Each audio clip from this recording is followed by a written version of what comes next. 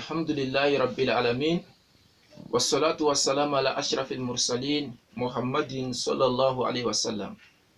أمي ألفك بركة كفو السلام عليكم يا جماعة المسلمين والمسلمات. سنغلو حكم كنو أني تفسير كنه أني سيجي ني سورة من تفسير أبفو مكو سورة القارئة أمينا أو تفسير كسيسا إن شاء الله. سورة القارئة ترتيبها 101 آياتها 11 آية. سورة le fracas.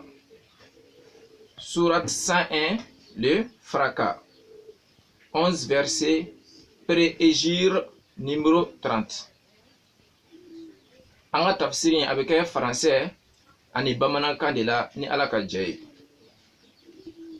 Sura mina mina tafsiri kɛ o ye waati min ni dusukun bɛ poyi ka bɔ o sura a bɛ bɛn sura 101 ma aya 11 a jiginna ka kɔn hijira ɲɛ. Bismillah, au nom d'Allah. Ko an y'a daminɛ ni ala ka se. Ar-Rahman, le tout miséricordieux. O kɔrɔ ye ko nɛɛma lɔbɔlen tigi. Ar-Rahim, le très miséricordieux. O kɔrɔ ye ko nɛɛma kɛrɛnkɛrɛnlen o tigi do. Al-Qari'atu, le fracas. O kɔrɔ ye ko waati min ni dusukun bɛ poyi ka bɔ disi kɔnɔ. Mal qari'atu. Qu'est-ce que les fracas? Ko mun de ye waati ye? Waati min dusukun bɛ poyi ka bɔ disi kɔnɔ. Waati jumɛn min y'o ye? Wa ma adiraka mal qari'a. Et qui te dira ce qu'est le fracas? Qui te dira ce qu'est le fracas? Ko Muhammadu, jɔn bɛ se ka waati in fɔ e ɲɛna? Mun fɛn bɛ se ka waati in fɔ e ɲɛna? Waati min ni dusukun bɛ poyi ka bɔ disi kɔnɔ.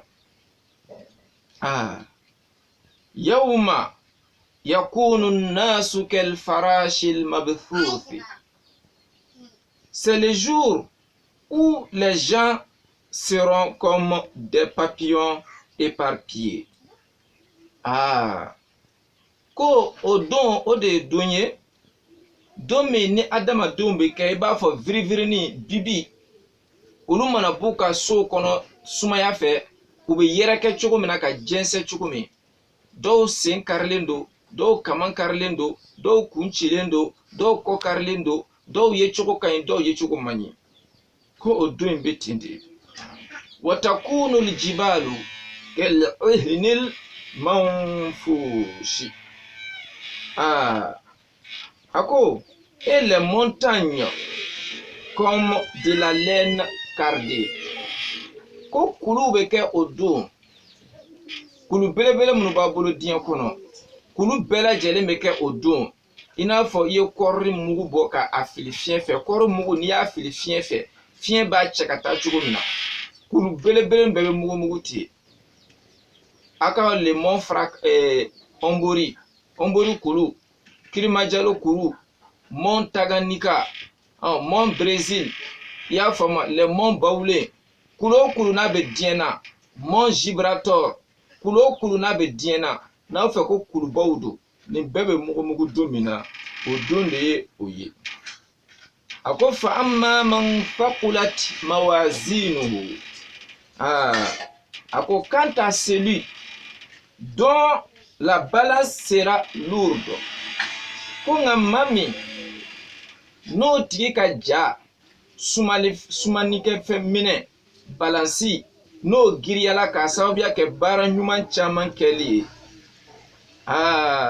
Fahuwa fi 'ishatin radiya. Il sera dans une vie agréable.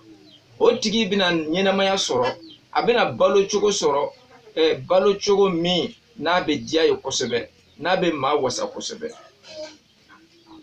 A ko wa amma man khaffat mawazinuhu. A ko quant à celui dont la balance sera légère. A ko nka maa min n'o ka ja sumalenkɛ minɛ balansi pezelikɛ minɛ n'o o fɛgɛyala a don k'a sababuya kɛ i ma baara ɲuman caman kɛ. Fa ummuhu hawiya. Sa mère ou sa destination est un abîme très profond. Ko o tigi o ba walima a bɛna jigin yɔrɔ min na lahara, k'o bɛ kɛ jahanama dingɛ dunba ye dɛ. Wa ma adiraka ma hiya. Yaye, et qui te dira ce que c'est? Qui te dira ce que c'est? Ko Muhammadu, jahanama dingɛ dunba min ko fɔlɔ o ye dingɛ dun sugu jumɛn ye? Jɔn bɛ se k'o ɲɛfɔ e ye? Maa tɛ se k'a ɲɛfɔ e ni Ala tɛ o. Narun hamiya. C'est un feu ardent. C'est un feu ardent. Ko o ye tasuma de ye, tasuma min n'a ka jugu kosɛbɛ, a bɛ farikolo wulan wulan, a bɛ farikolo bɔn, a bɛ fari jeni, tasuma kalaman jugumanba don. Ala ka ne ni aw kisi a ma. I y'a faamu, nin ye suratul Qari'a a laban ye, wa Ala k'an ni sababa bɛn, Ala k'an bɛn suran wɛrɛ la. Subhana rabbika rabbil izzati amma yasifun wa salamun alal mursalin walhamdulillahi rabbil alamin.